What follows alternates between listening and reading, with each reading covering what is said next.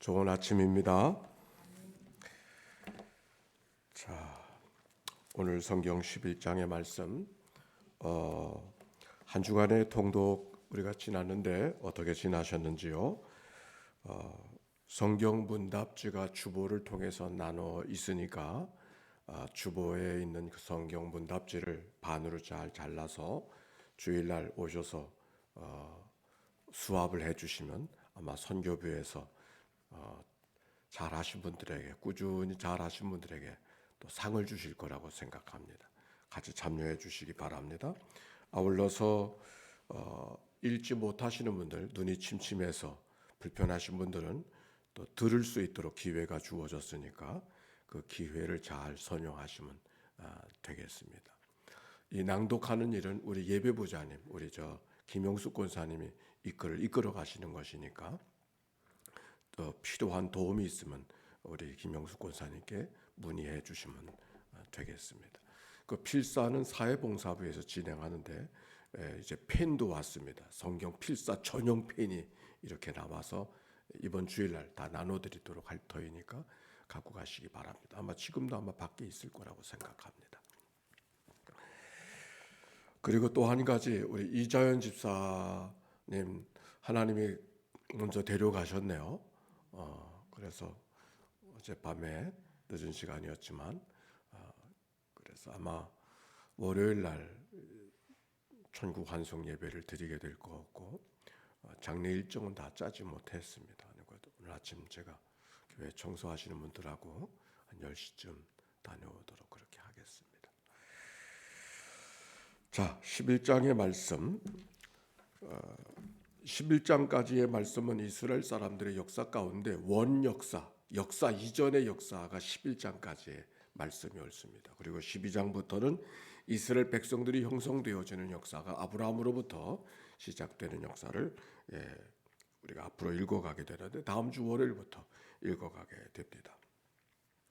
6장부터 10장까지 노아에 대해서 배웠죠. 노아의 삶, 그가 하나님 앞에 온전하게 살아갔던 삶을, 그래서 의인이 완전한 자야, 하나님과 동행하는 자가 되어져서 하나님께서 죄악이 관영한 세상을 심판하시면서도 그 노아를 통한 하나님의 구원의 역사를 읽어갈 수가 있었었는데 10장에서는 또 부끄러운 모습을 우리가 보게 됐습니다. 그래서 그 말씀을 통해 하나님의 은혜 없이는 살아갈 수가 없구나. 어제 특별한 은혜가 있다 할지라도 오늘 필요한 은혜가 없으면 안 된다고 하는 말씀을 우리가 같이 나누었습니다. 근데 그 말씀을 좀 더 묵상해 보면 이런 말이 됩니다. 어제 특별한 은혜가 있어도 오늘 하나님의 은혜가 있어야 된다는 말은 어제 하나님 앞에 부끄럽게 살았다 할지라도 오늘 하나님 앞에 말씀을 대면하고 말씀 앞에 붙들려 살려고 하는 마음이 그가 하나님 앞에 있다고 하면은 어제를 갖고 판단하지 말고 오늘의 그의 모습을 바라보고 하나님 앞에 저가 세움받고 저가 귀히 쓰임받는다고 하는 이 사실을 기억하고 하나님이 귀하게 여겨주실 것이라고 하는 마음으로 우리가 하나님 마음으로 그들을 대해야 된다. 그런 생각을 또 함께 하게 됐습니다. 노아의 아들이 셈과 함과 야벳의 자손들이 온 세계에 흩어져서 있는 모습을 10장을 통해서 읽어갈 수 있었는데 모두 꼭 70명이 기록이 되어져 있습니다. 70명이라고 하는 것은 70사람이라고 하는 것보다도 70개의 부족의 이야기가 성경 속에 기록이 되어져 있다. 이렇게 이해하시면 되겠습니다. 10장과 11장 사이는 그래서 많은 시간적 차이가 있는 것을 우리가 전제하고 오늘 11장의 말씀을 읽어보겠습니다. 자, 1절과 2절 같이 읽어볼까요? 시작. 온 땅의 언어가 하나요 말이 하나였더라. 이에 그들이 동방으로 옮겨다가 시날 평지를 만나 거기 거류하며 그랬어요. 동방으로 옮기다가 시날 평지, 이 시날 평지가 어디냐면 메소포타미아 지방을 말하고 또 우리의 역사책에 공부한 것으로만 수메르 문화가 있었던 곳이 바로 이 시날 평지가 옳습니다. 그곳에 가보면은 이 탑과 같은 이 바벨탑 같은 그걸 지구라트라고 하는데 그 지구라트가 여러 곳이 있는 것을 알게 됩니다. 그 지구라트라고 하는 말은 신에게 바쳐진 높다는 신전이다. 그런 의미가 있어서 하나님 앞에 제사드리던 신들에게 제사드리던 그런 자리들이 그곳에 있어. 어떤 건 높이가 50m나 되고 또 어떤 건 높이가 70m나 되는 그저 높은 탑들이 있는 것을 발견하게 되어지는데, 왕조가 생길 때마다 그 탑들이 세워져서 이곳에 왕조가 흩어질 때마다 탑들이 있는 여러 곳의 지구라트가 있는 것을 보게 되는데, 오늘 그 지구라트가 바로 이 바벨탑의 모형이라는 사실을 학자들이 이야기하고 있습니다. 자, 3절과 4절 읽어볼까요? 시작. 서로 말하되 자 벽돌을 만들어 견고히 굽자 하고 이에 벽돌로 돌을 대신하며 역청으로 칠신을 대신하고 또 말하되 자 성읍과 탑을 건설하여 그 탑 꼭 하늘에 닿게 하여 우리 이름을 내고 온 지면에 흩어짐을 면하자 하였더니. 그런 높은 탑은 저 애굽에도 있죠. 이집트에도. 근데 이집트에 있는 탑과 이 바벨 쪽에 있는 수메르 쪽에 있는 탑은 전혀 다릅니다. 이집트에 있는 탑은 무덤으로서의 탑을 만들고 그 위에서는 아무것도 할 수가 없죠. 무덤으로서. 그런데 이 신할 평지 이 바빌론 문명 속에서의 탑은 제사를 드리던 탑이었었기 때문에 꼭대기가 편편하고 그렇습니다. 또 이집트에 있는 탑들은 돌로 지어졌어요. 돌로. 그런데 이 신할 평야에 있는 이 바빌론 쪽에서의 탑들은 돌로 지어진 것이 아니라 거긴 돌이 없어서 진흙을 역청으로 벽돌을 만들어서 탑을 쌓았다. 오늘 성경이 그렇게 말하고 있습니다. 그런데 성읍과 탑을 건설하여, 탑만 건설하는 것이 아니라 성읍을 만들었다고 하는 것은 사람들이 모여 살아가는 마을을 형성하고 그리고 도시를 형성했다고 하는 것을 여기 성경이 말하고 있습니다. 도시를 건설한다는 것은 의미가 있는 겁니다. 왜냐하면 도시를 건설해야만 탑도 만들 수가 있기 때문에. 목축사회나 수렵사회에서 목축사회로 가게 되어지고 이 목축사회 속에서는 그런 걸 할 수가 없어요. 왜? 모여 살 수가 없기 때문에. 풀을 따라 목축을 움직여야 되니까 모여 살질 못하죠. 모여 살 필요도 없는 거죠. 그러나 농사를 짓기 시작하면서부터 정주 생활, 곡식을 저장할 수 있는 그런 찬스가 오고 곡식을 저장할 수 있으니까 사람들이 함께 모여 살 수가 있게 되어지고, 모여 살다 보니까 세력을 더 크게 드러내고 싶은 마음으로 탑을 쌓게 되는 것이 그들의 한 문화였던 것을 보게 되는 것이죠. 그런데 그 탑을 쌓은 이유를 말하고 있는데 여기 이렇게 말하여 4절 탑 꼭대기를 하늘에 닿게 하여 우리의 이름을 내자 온 지면에 흩어짐을 면하자 하였더니. 이름을 낸다고 하는 것, 이게 무슨 말일까? 자기들의 힘을 뽐내고 자랑하는 것, 그런 것일 수도 있지만은 자기들의 세력을 더하기 위해서 자기들의 신들에게 제사를 드려서 그 신 아래 사람들이 모여들도록 하는 것이 사람들의 마음속에 있었던 것이죠. 그래서 세력을 더 크게 하고 이쪽으로 와라 사람들을 모아내는 그런 일들을 하게 됐던 것입니다. 하나님 얘기하는데 신들을 얘기하니까 조금 의아하게 생각하는 사람들이 있을지 몰라서 조금 부연하게 되어지면, 고대의 전쟁은 신들의 전쟁이라 그랬죠. 이쪽에 하나님 섬기는 백성들, 이스라엘 백성들이 대적한 다른 사람들은 자기들이 섬기는 신들의 이름으로 싸우는 그런 전쟁이 고대의 전쟁이라고 이야기했지 않습니까? 그래서 무기의 전쟁이나 군인들의 전쟁이야 이쪽 신들과 저쪽 신들의 좌우. 그래서 전쟁에 졌을 때는 내가 진 것이 아니라 우리들의 신이 저들의 신에게 졌다고 하는 것 때문에 더 슬퍼하던 것이 고대의 문화라고 하는 것을 생각해보고, 또 한 가지는 우리가 고대 사회 속에는 바다에 가도 바다신이 있고 산에 가도 산신령이 있어서 마음대로 산을 못 가고 마음대로 배를 띄워 바다에 못 나갔잖아요. 그런 것들을 생각하면 고대인들은 더했던 사회가 그 고대의 사회라고 생각해보면 탑을 하나 세우는 것도 힘자랑하는 그런 것이 아니라 그들의 신들을 향한 어떤 또 다른 그들의 움직임이 있었던 것을 이 성경을 통하여 발견하게 되어지는 것이죠.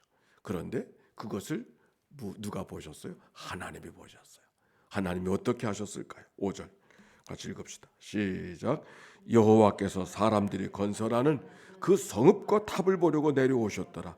여호와께서 이르시되 이 무리가 한 족속이요 언어도 하나이므로 이같이 시작하였으니 이후로는 그 하고자 하는 일을 막을 수 없으리로다. 하나님이 그것을 내려다 보시고 섬겨야 될 하나님을 섬기지 않냐고 자기들끼리 힘쓰고, 그리고 자기들이 하고 싶은 대로 신들을 섬기고 있는 모습을 봤을 때 하나님 마음이 어떤 마음이겠어요?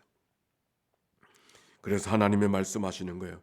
이거 안 되겠구나. 이 무리가 한 족속이 언어도 하나이므로 이같이 그랬으니 이후로는 하고자 하는 일을 막을 수 없으리로다. 지금 막아야 되겠구나. 하나님이 그렇게 말씀하셨어요. 노아가 죄악이 관영한 세상을 노아 시대 보러 바라보시고 하나님이 한탄하고 근심하셨다고 하는데, 여기 성경에 하나님의 한탄과 근심을 다시 보게 되는 것이죠. 그런데 이전에는 홍수로 멸하셨지만 이젠 다시 홍수로 멸하지 않겠다고 얘기했잖아요. 무지개까지 띄워주시면서 약속해 주셨잖아요. 언약. 하나님이 어떻게 하셔야 될까? 그래서 7절의 말씀 읽어봅시다. 시작. 자, 우리가 내려가서 거기서 그들의 언어를 혼잡하게 하여 그들이 서로 알아듣지 못하게 하자 하시고, 여호와께서 거기에서 그들을 온 지면에 흩으셨으므로 그들이 그 도시 건설하기를 그쳤더라. 하나님이 어떻게 하셨어요? 언어를 다르게 하셔서 그들을 흩어지게 하셨다. 그래서 도시 건설을 못하게 하시고 탑 건설을 못하게 하셨다. 여기 언어를 혼잡하게 하셨다. 그래서 서로 알아듣지 못하게 했다는 이 말씀 속에 하나님 마음이 담겨져 있어요. 하나님이 어떤 마음?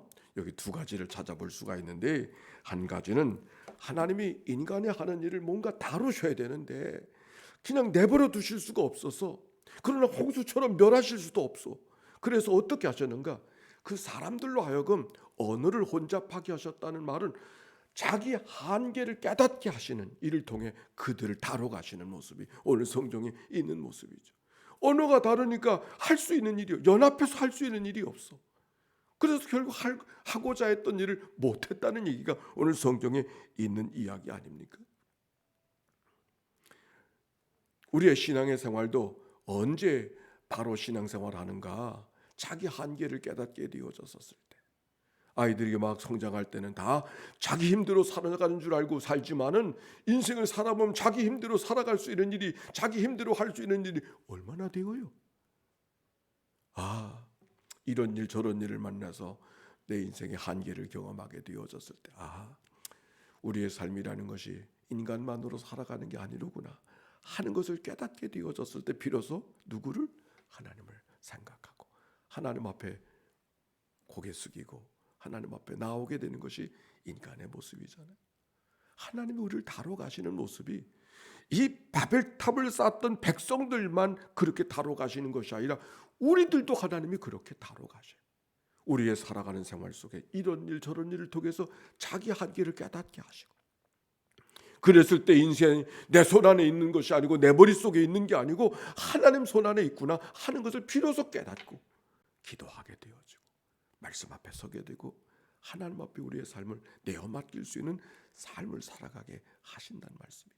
오늘 성경은 바로 그것을 말합니다. 우리의 인생의 여정 속에 때로는 예상치 못했던 이런 일 저런 일을 만납니까? 하나님이 나를 하나님 백성 만드시려고, 하나님 앞에 제대로 된 사람 만드시려고 하나님께서 내 한계를 알게 하심으로 하나님 앞에 돌아서게 하시는 삶이 하나님의 은총의 손길이 그 사건 속에 있구나 하는 것을 깨닫고 하나님 앞에 나아가, 오히려 하나님 앞에 감사하는, 그게 우리의 삶이어야 됨을 오늘 성경 속에 말씀이 말하고 있는 것이죠.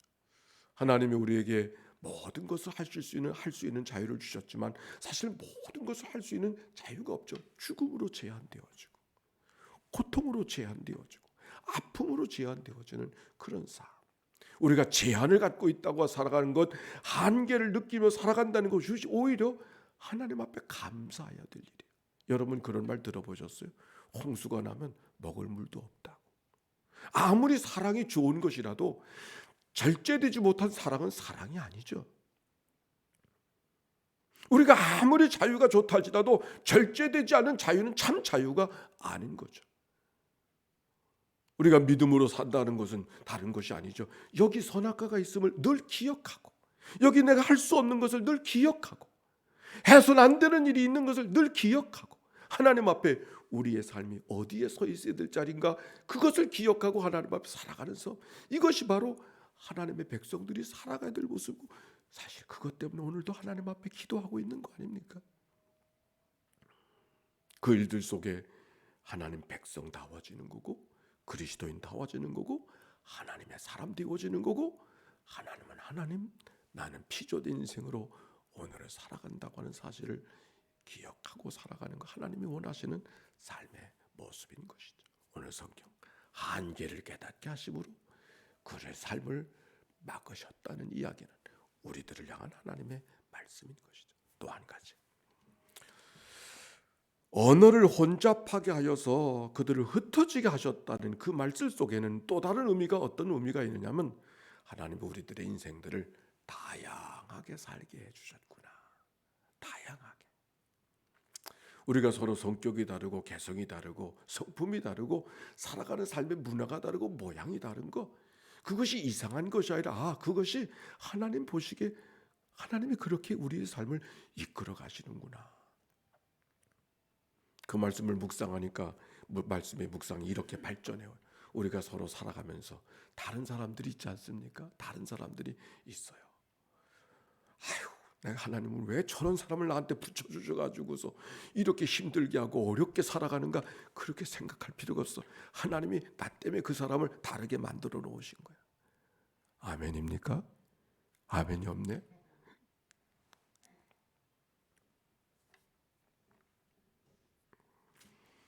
성경을 필사하자고 하니까 어떤 분이 그래요. 나는 글씨체가 안 좋아가지고 어떻게 써야 될지 모르. 하나님도 그렇게 생각하실까요? 오히려 우리가 다 똑같은 글씨체로 쓰면 하나님이 기뻐하지 않으실 것 같아. 나는 나의 모양이 있고 저는 저의 모양이 있어서 각각의 다른 모양으로 쓰여지기를 하나님께서 원하시지. 그러니까 아름답게 쓰여지고, 그건 우리들의 생각이고, 하나님의 생각, 내 채로 써라, 내 글씨체로 써라. 우리는 자라가면서 늘 모양 있게 아름답게 이런 곳에 세뇌되어져 있어가지고서 누구답지 못하면, 누구 같지 않으면 뭔가 잘못된 거 없고 부족한 것처럼 생각하지만, 하나님은 그렇게 생각하지 않으신 거죠. 하나님은 다 우리의 성격이 다른 것처럼 사람마다 저 모양대로의 자기 모양들의 글씨체가 있으니까 자기의 모습으로, 다만 틀리지 않게. 곧잘 필사하자고 하니까 그러시더라고. 그거 하다 보면 다 썼는데 마지막에 한 글자가 틀리면 어떻게 하면 좋겠냐고. 어떻게 해야 될 것 같아요? 그 틀린 거 그냥 하나님 앞에 봉헌하면 되겠어요? 어떻게 해야 되겠어요? 다시 써야지 뭐. 틀리지만 않게 하는 정성을 다해서 하나님 앞에 쓰되, 모양은 아름답고 아름답지 못한 모양이 따로 있지 않다고 하는 사실을 기억하고, 내 모습대로 내 모양대로 하나님 앞에 올려드리는 그런 은혜, 다양한 것을 하나님이 원하신다. 자, 오늘 이 말씀을 묵상하면서 바벨의 시대가 오늘 우리들의 시대구나, 그런 생각이 들었어요. 왜? 온 세상이 지금 인터넷으로 통하잖아요. 페이스북으로 통하고 카톡으로 통하고. 우리들의 시대가 딴 시대가 아니라 그 시대구나. 우리는 그것이 얼마큼 잘못됐는지도 감각 없이 지나가지만 우리를 향한 하나님의 걱정이 있겠구나, 그런 생각을 하게 됐습니다. 인터넷으로 세계가 하나 되어지고 방송으로 세계가 하나가 되어진 오늘날의 사회, 하나가 됐다는 것이 좋은 것만이 아니라 서로 달라도 더불어 살아가는 삶을 하나님이 더 원하시겠다. 아멘입니까? 식구들 사이에도 다른 사람들이 있잖아요. 그래도 함께 더불어 살아가는 거 하나님이 원하시. 왜 당신은 나 같지 않은가 묻지 말고, 다르게 만드신 분이 하나님인 것을 기억하고 함께 더불어 살아가는 삶이 되어졌을 때 하나님이 기뻐하시는. 왜 너는 나 닮지 않았니? 이렇게 묻지 말고 오히려 나 닮지 않은 것을 귀하게 여기고 하나님 앞에 더불어 살아가는 그런 은혜, 우리가 살아가야 될 모습이고, 오늘 성경이 우리에게 말씀해주고 계시는 것이죠. 오늘 하나님 앞에 기도하면서, 하나님 다르게 사는가, 우리가 마땅한 삶인 것을 기억하고 그 속에서 나를 다듬어가게 하시려고 하는 하나님의 특별한 은혜가 있구나. 이 믿음으로 살아가는 오늘 은총의 하루 되어주시기를 바랍니다. 우리 함께 기도하며 하나님 앞에 다가서게 하실 때 우리 이재한 집사님, 최영희 집사님, 이종찬 권사님 가정 위해서 기도해 주시기 바랍니다. 함께 기도합니다. 사랑이 많으시고 자비로우신 하나님 감사합니다. 새벽을 깨워 오늘도 말씀을 듣게 해주시니 감사합니다. 찬양합니다. 영광받아 주시옵소서. 저들의 구음이 하나가 되어져서 하나님의 일들을 바로 감당하지 못했던 모습을 하나님 섬기기를 게을리하고 오히려 등 돌리며 살아갔던 그들의 삶의 모습을 근심하시던 하나님의 마음을 오늘 이 아침에 읽어가게 해주시니 감사합니다. 하나님, 우리가 서로가 다르다 할지라도 서로 인정하고 서로 품에 안고 더불어 살아가는 믿음의 삶이 되도록 인도해 주시옵소서. 이런 일 저런 일들이 때로는 우리의 삶에 아픔을 주고 고통을 주고 어려움을 줄 때가 있지만 그것이 바로 나를 하나님의 백성 만들어 가시려 하나님의 기회인 것을 기억하고 믿음으로 살아가는 저희들이 되도록 인도해 주시옵소서. 온 백성들 하나님의 백성들로 만드시려고 그들을 다양한 언어 속에 살아가도록 인도하신 하나님의 거룩한 뜻이 말씀 속에 있는 것을 발견하게 하셨으니 감사합니다. 오늘도 이 말씀 안에서 우리의 삶을 비추어가는 살아가는 삶이 되도록 축복해 주옵소서. 하나님 감사합니다. 찬양합니다. 영광받아 주시옵소서. 새날을 주셨습니다. 한 주간 성경 통독송회를 열었습니다. 6일째입니다. 하나님이 나를 축복해 주시니 감사합니다. 바벨탑의 사건을 통하여 또 하나님 말씀 깨닫게 해주시니 감사합니다. 우리들의 시대가 바벨의 시대가 아닌가 돌아보게 해주셨으니 감사를 드립니다. 하나님, 그들의 언어를 흩어놓으심으로 말미암아 하나님 앞에 돌아서게 하셨던 하나님의 거룩한 역사 그들에게 있었던 것처럼 오늘 우리에게도 자기 한계를 깨닫고 이런 일을 저는 만날 때마다 속상할 때 있지만 그때마다 오히려 하나님의 뜻을 발견하고 하나님 앞에 다가서는 저희들이 되도록 인도해 주옵소서. 슬픔을 당한 가족들이 있습니다. 저들을 기억해 주시옵소서. 어찌할 바 모르는 그들의 당황한 마음들을 위로해 주시옵시고 하나님만이 주실 수 있는 위로와 소망과 용기를 그들 가운데 허락하여 주시옵소서. 사랑하는 이자연 집사, 주님 기억하여 주시옵소서. 하나님이여, 그의 모든 허물과 죄는 다 십자가 뒤에 감추어 주시옵시고 주님 품 안에 더 이상의 고통도 눈물도 아픔도 없는 하나님의 품 안에 거할 수 있도록 은혜 나리워 주옵소서. 하나님, 오늘은 교회학교가 드려지는 날이 옳습니다. 우리 교장 선생님, 우리 교감 선생님, 우리 부장 선생님, 또 사랑하는 자녀들 축복하여 주시옵시고 그들의 가르침이 하나님의 가르침 되게 해 주시옵시고 그들의 삶의 헌신이 하나님 기뻐하신 헌신 되게 해 주시옵소서. 하나님의 교회 다음 세대들이 무럭무럭 자라나는 하나님의 교회가 되게 해 주옵소서. 이 한날을 다 주께 의탁드릴 때 드려진 예물을 축복해 주시고 예물 속에 담겨져 있는 저들의 간절한 기도와 소원을 연락해 주옵소서. 구주 예수님의 이름으로 기도하옵나이다. 아멘. 이제는 성부 성자 성령 삼일체 하나님의 크신 은혜와 사랑과 역사가 이제와 같이 영원히 함께해 주시기를 축원하옵나이다. 아멘.